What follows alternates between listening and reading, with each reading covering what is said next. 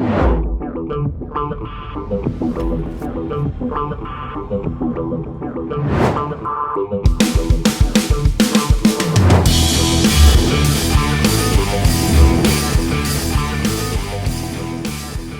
Falcone. Welcome back to toddfalcone.com. One of my listeners, Janet, the other day asked about follow-up. When is the best time to follow up with a prospect? And I think a lot of people get involved in network marketing or sales in general, and they don't know if, well, when is the best time to follow up? And a lot of times we need to be taught when is the best time to follow up, because there's not a 24-hour rule, 48-hour rule, wait for a week, although a lot of people end up doing that because they don't know any better. So my rule of follow-up is pretty simple. It's as soon as possible. What does that mean? Well, as soon as possible means the moment, the second that a person, an individual, had an opportunity to review whatever additional information it was that you directed them to, which caused you to be following up with them to begin with. So ideally, you want to set up a firm time to get back to the person, and it's actually twofold. It's as soon as possible, meaning the moment, the second, ideally, that they've reviewed the information, and number two, at a time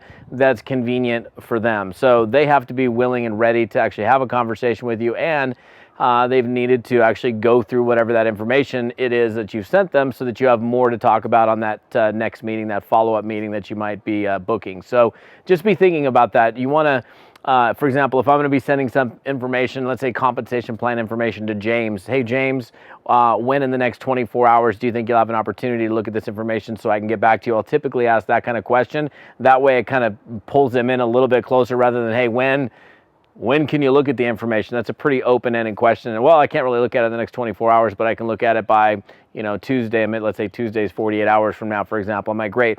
What time on Tuesday would be a good time for me to get back in touch with you, in the afternoon or morning? Which one would be better? Do your best to set up a time that you guys can commit to where you can meet. One thing to consider if you're not currently using the Fearless Networker system, and one thing that's really one of the most powerful features of it, is that you'll know if you send a follow-up email or a text message to a prospect, you'll know that they opened it up. You'll know when they opened it up. You'll know that they clicked on the link.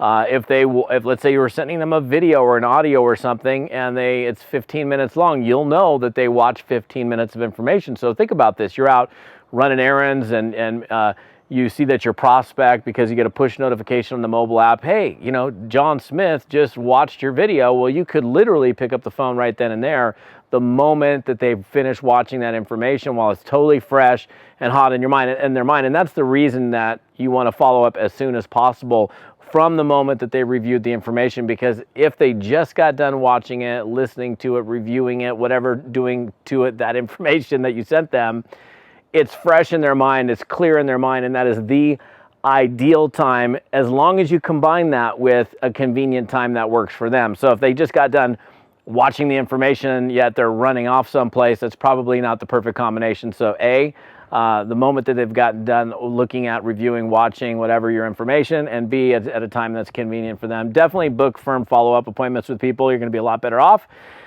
And that's it for today. Stay fearless, my friends. We'll see you in another video. Todd Falcone signing off. Have an amazing day.